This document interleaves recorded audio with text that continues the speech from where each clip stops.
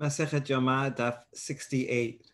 We read in the Mishnah that the next step for the Kohen Gadol is to take the carcasses of the pod and the sa'ir, and he takes out the innards that will be placed on the Mizbeach, and then the rest of the body are intertwined, they're braided together, and they're taken out to Bet HaSerefa to be burnt outside of the walls of Jerusalem. Okay, so we start with that point. Kila'an b'miklaot, Amar Rabbi Yochanan, kemin kili'ah. He explains that it's like braids. It's not so clear what he's adding to the word. He just explaining the word kila'an. Could be because we do have in the Yerushalmi Mishnah does not have this word. So maybe Rabbi Yochanan is actually the one introducing, explaining a concept that was not in his Mishnah. Okay, in any case, we intertwined them and we saw the significance of that. It seems to be that the pod, which is for the Kohanim, and the Sa'id, which is for Yisrael, are intertwined. Our fates, our atonement is dependent on each other. And then we learn, Tana, Lo haya menatechan nituach besar ola ela or al gabe basar. Okay, to explain this, let's explain the differences between three different types of korbanot. You have a korban ola. Obviously, that gets totally burnt on the Mizbeach. In that case, first it's skinned, and then it's chopped up into pieces, and then each of the pieces are carried up. But first skinned and then chopped. That's a general olah. Now, regarding chatat, there's two types of chatat. There's an outer chatat. That's most of the chataot are done in the Mizbeach outside. They're not brought into the sanctuary inside. We're not going to, those chataot, part of it is brought to the Mizbeach, and the rest, and part of it, the Kohanim can eat. We're not talking about that kind of chatat today. That's not going to come up. But rather, we're going to be talking about the inner chatat, that where its blood is brought into the hechal. And examples of that are the pod of Yom Kippur and a pod chatat of a Kohen Gadol all year round. If a Kohen Gadol makes a mistake, he brings a pod and brings it inside. The fact that the Gemara, as we're going to see, is going to compare those two parim actually makes a lot of sense because they're both parim and they're both atoning for the Kohen Gadol. So it makes sense that we should learn from them, each one from the other conceptually. Okay, so now this Baraita here is telling us that the pod and the sa'ir of Yom Kippur are not skinned like an olah is skinned. Why would we think it should be like an olah? Well, the pod and sa'ir of Yom Kippur are not eaten, unlike other chataot, which the Kohanim eat. These parim these animals are not eaten. So you might think maybe it's similar to an olah. So it comes to teach us, no, it's not similar to olah. It's skin first and then cut up. Rather, or al gabe basar, rather the skin together with the basar is taken out of the courtyard. Now, what is the source of this? The Tanya, Rabbi Omer, ne'emar kan or ubasar uferesh. So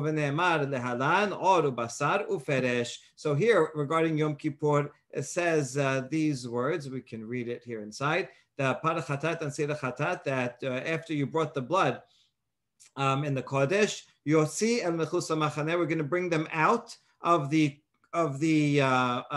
encampment. You see, it only says one here, one encampment. So it's not really clear what this means. Does this mean just out of the courtyard, but still somewhere on the Temple Mount, out of the Temple Mount, but within Jerusalem? Or does it have to be outside Jerusalem? So just one Michus Machane by itself is not clear. That's why we have to make this following derivation. Anyway, it says that you will burn there, orotam, the skin, besaram, the flesh, pirsham, also the dung, the excrement that is inside the animal when it's killed.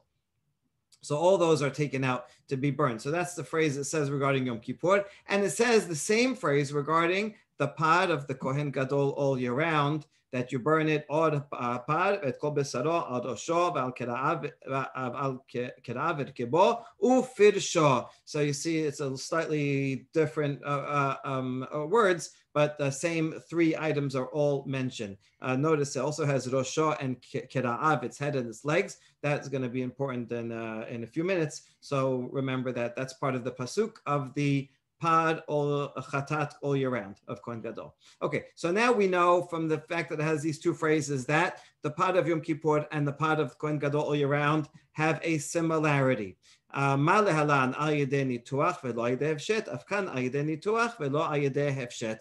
can learn one from the other that just as the pod all year round is butchered without skinning it first, so too the pod of Yom Kippur is butchered first without skinning.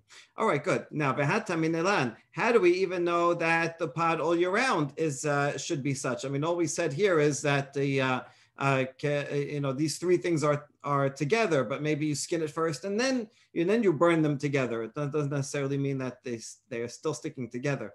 So Tanya. Back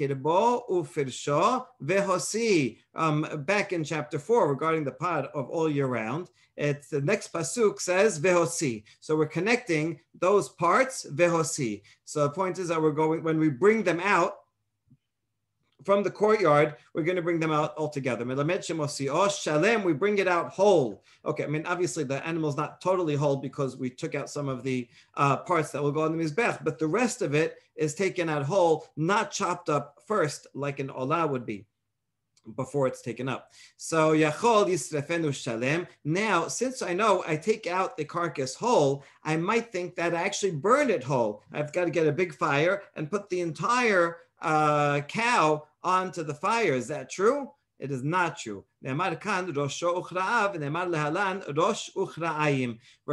the pod of all year round, chatat of all year round, it says rosho uchra'av. These are the words I mentioned before to remember, right? Its head and its legs. And also regarding a regular olah. This is pasuk from Vayikra Perek Aleph, 2 pasukim. It doesn't say these words back to back, but in pasuk 8 here it says rosh, and next pasuk says uchra'av. So you see it does mention both of these parts, and it mentions that these have to be burnt. So there is a similarity between the chatat of the Kohen Gadol and a regular olah. So there is a similarity. Just like the olah is cut up into pieces for limbs, and each limb is placed on his back separately, so too the par chatat of the Kohen Gadol has to be cut up separately before it's burned. So what you see here is that we're going to bring the whole animal out whole, but then once we get to the fire outside, then we will cut it up and put piece by piece onto the altar. So it's something in between it's something in between. It's like an olah, but not quite like an olah. Okay, but now that we compared it to an olah, we bring up a new question. Hold on. If the olah, since you're learning one from the other, just like an olah is by you skin it first, maybe you should learn from the words rosh ra'ayim that the pod of the Kohen Gadol also you skin first. That's why we bring those original words that kirbo firsho, its innards and its excrement. So that's the answer, but we ask, what tamuda, how exactly are you learning from these words, kirbo firsho, that it should be left intact and not skinned first? Amar Papa, Keshem She Pirsho Bechirbo, Kach Besaro Be'oror. Papa explains, just like when you kill the animal, open it up, the excrement is going to be in its innards, it's going to be in the intestines all together. And that's how it should be brought out. So too, we learn by analogy that its flesh should be in the skin, connected to the skin. So when we bring out both the pod of Yom Kippur, and so see now we know the pod of the Kohen Gadol, this chatat all year round, and from that we learn the pod of Yom Kippur also. It's brought outside whole, and then it's cut up into limbs and placed on the mizbeach. Okay, so that concludes that derivation. And now the last part of the Mishnah asked, begadim. The pasuk says here, Vasoref otam, whoever burns the pod and sa'ir, yechabes begadav, has to wash his clothing, and so he becomes tameh, and he washes his clothing first. before he can come back into the camp. So now our question is, precisely when does his clothing become tameh? And we saw two opinions. The Tanakama in the Mishnah says, as soon as he leaves the courtyard, right? The first immediately steps out of the courtyard. Whereas Rabbi Shimon said, no, only once he burns the animal. Parallel to what he said before, only once you actually push it off the mountain. So now we're going to ask, what is the source of this? The Tanakama, who says that he becomes tameh the second he goes out of the courtyard. Tanura banan, yosi el mechus hamachaneh v'sarefu. All right, back in that pasuk that we just read, he takes them out of the machaneh v'sarefu. So therefore, well, it's not clear yet what this means. So we're gonna derive it with a couple of steps. Lehalan ata noten lahem shalosh machanot. Regarding the pod of the Kohen Gadol all year round, pod chatat. Kohen Gadol makes a sin all year round. Pod chatat of Kohen Gadol. It says he has to leave all three machanot. What are the three machanot? The courtyard itself, right, is one. Leaving the courtyard is one, and then leaving the Har HaBayit, the entire Temple Mount, is two, and then leaving Jerusalem is the third one. So he has to leave Jerusalem, has to be outside of Jerusalem. So we know that's true in Vayikra chapter 4. We'll see how that's true, but now assume that we know that. Yet here on Yom Kippur it just says take it out of one encampment. It only says it one time. So why even say it one time? See, this one time is not necessary. We already established above that there's a close connection between the pod of Yom Kippur and the pod chatat of Kohen Gadol all year round, right? They're both padim. They both atone for the Kohen Gadol. So since you told me that the one in chapter 4 all year round is outside of 3, I would know on my own that this is similar, and Yom Kippur has to be taken out of Jerusalem. So why even bother saying one time mechus lamachaneh? Here's why.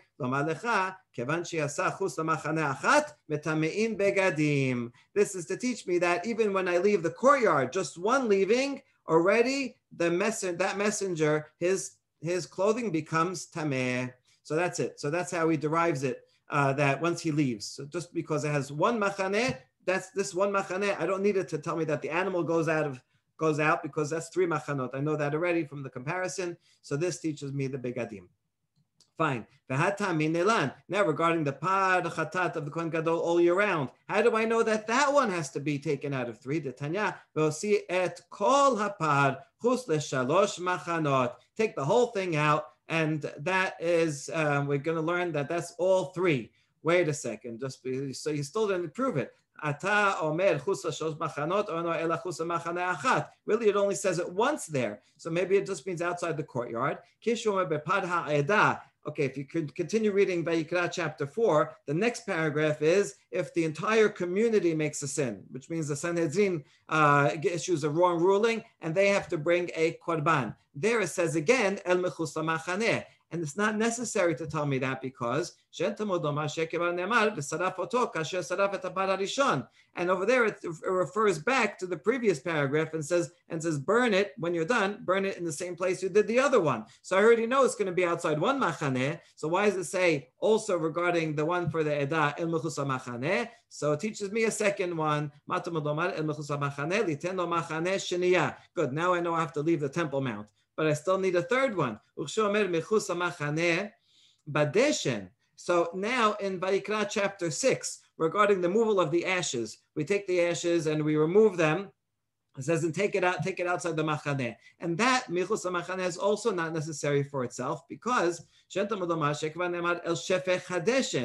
regarding back to the pot of the Kohen Gadol, it says you put it where you pour the deshen, where you pour the ashes. So I already know that pouring the ashes is wherever that is, and that's going to be outside. So I already know it's outside, at least one, and I know it's outside even 2 because I learned it from here. So why does it say mechus machaneh regarding the ashes? Basically, we're taking all the places where it says Machaneh. There's three of them, and each one is actually in some way referring to back to the first one, and so therefore they're redundant. And so we have three of them to tell me I should take out all three. Good. And so once I know that, then that's how the Tanakh Kama says.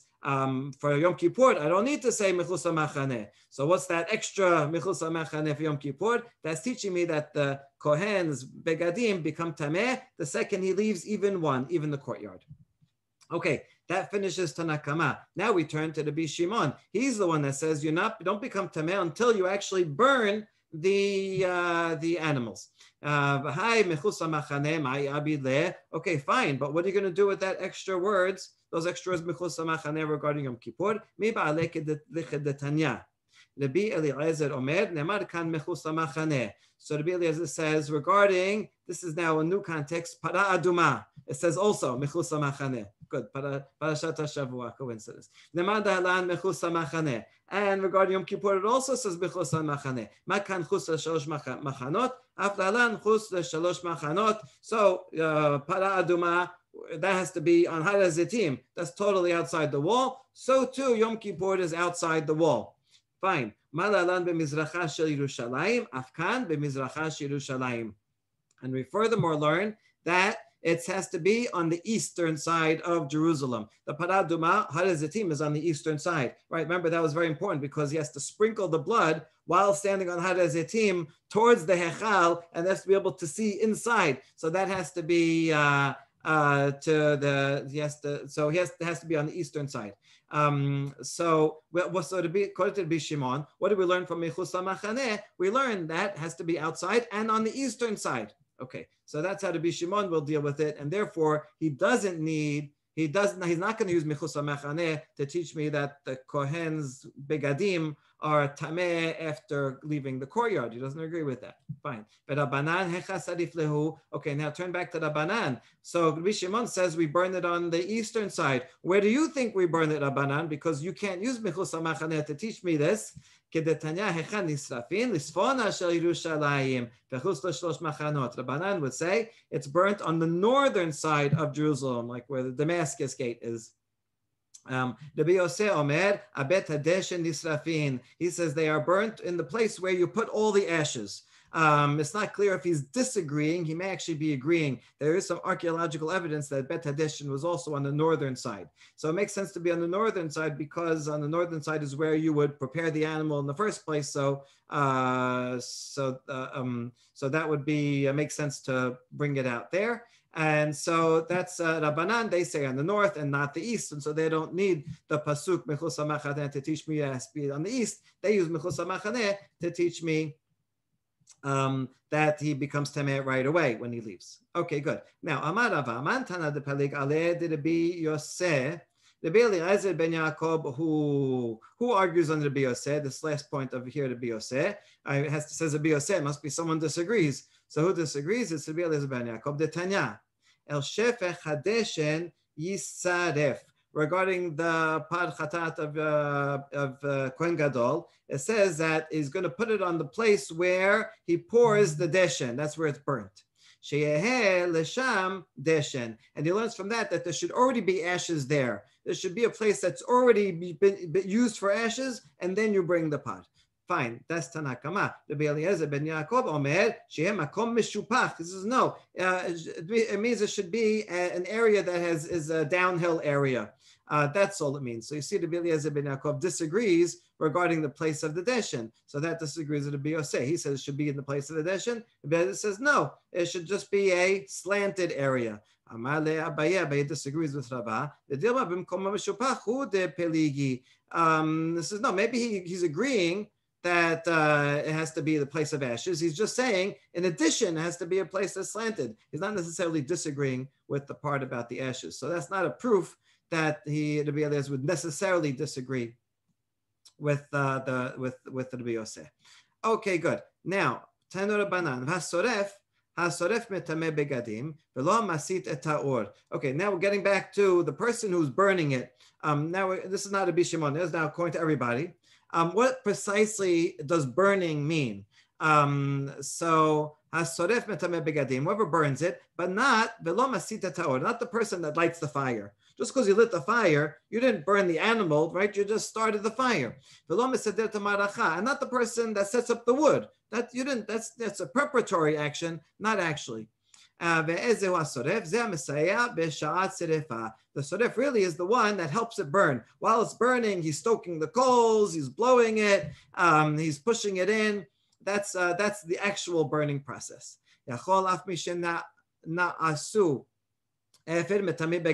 Okay, what if it's already totally burnt and it's already ashes and it's just and he just moves it around a little while it's ashes. No, that guy is not also does not become tameh. Tamulomad otam tamein begadim velo mishena asu efer metamein begadim. Only it, the animal, the parts of the animal, when you burn them, you become tameh. But once it becomes ashes, it's no longer it itself. It's no longer an animal. So therefore, not.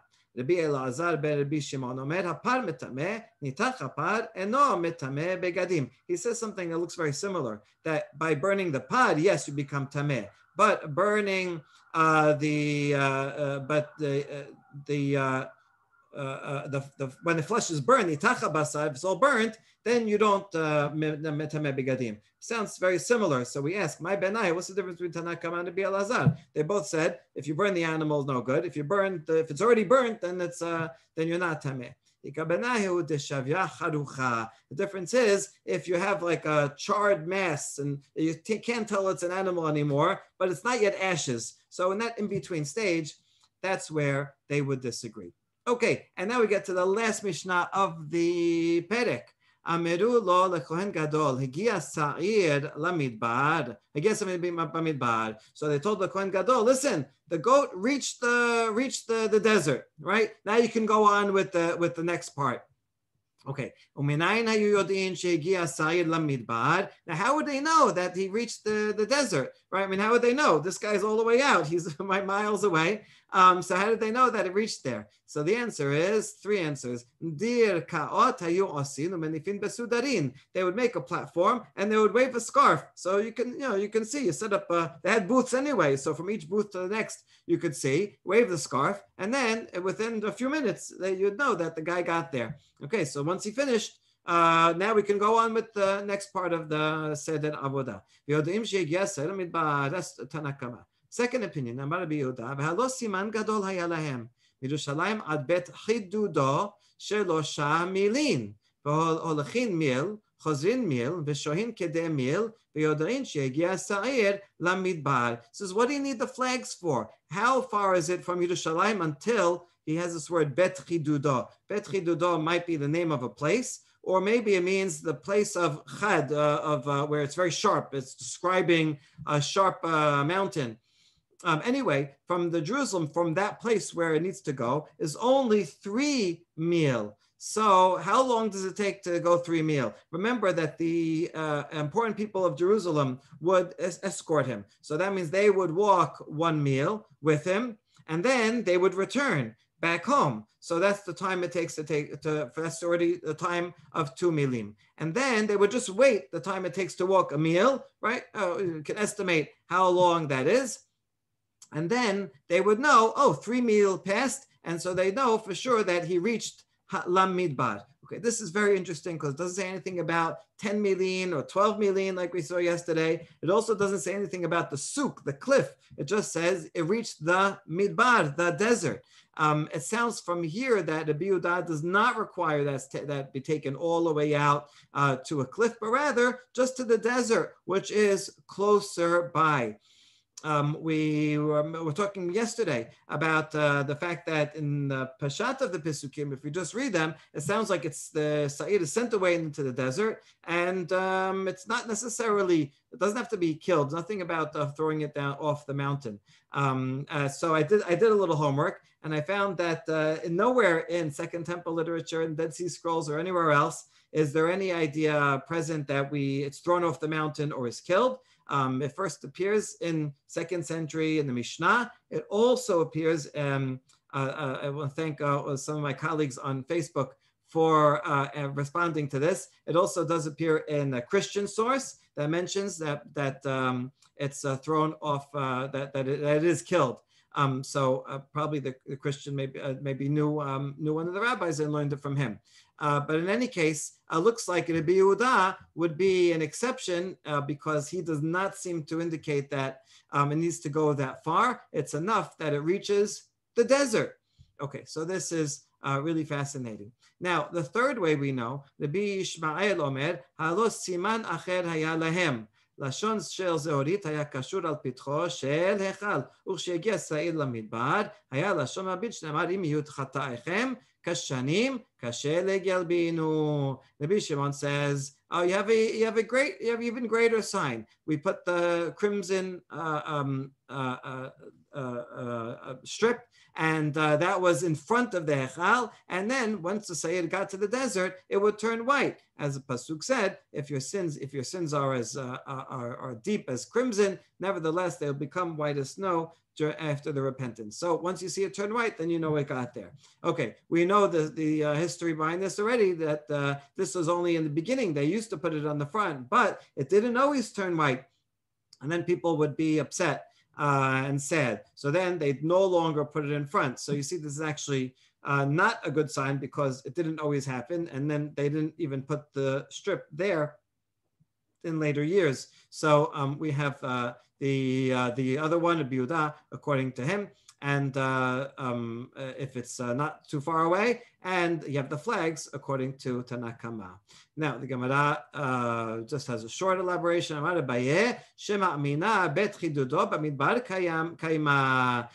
bet chidudo, this word that Rabbi Yehuda mentioned, must be just in the desert, right? Because you only go 3 milin to get to it, so it's that and he says that's in the desert. So now we know where it is. And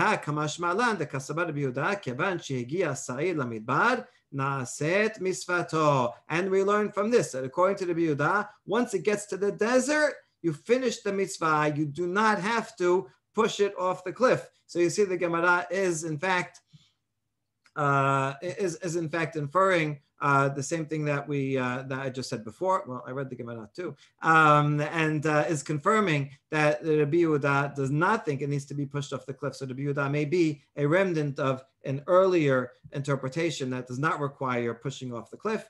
Maybe pushing off the cliff was inspired. Remember those Babylonians who were plucking off the hairs of it to make it go away. So they wanted to kind of ensure that the site is not going to somehow make its way back home together with all the sins that are on top of it. So they needed a permanent solution to get rid of the sa'ir. Hadran alach shene se'ire. And with that, we complete the 6th Perek, and we can start the next Perek tomorrow because it'll go right in. Baruch Adonai L'olam, amen ve'amen.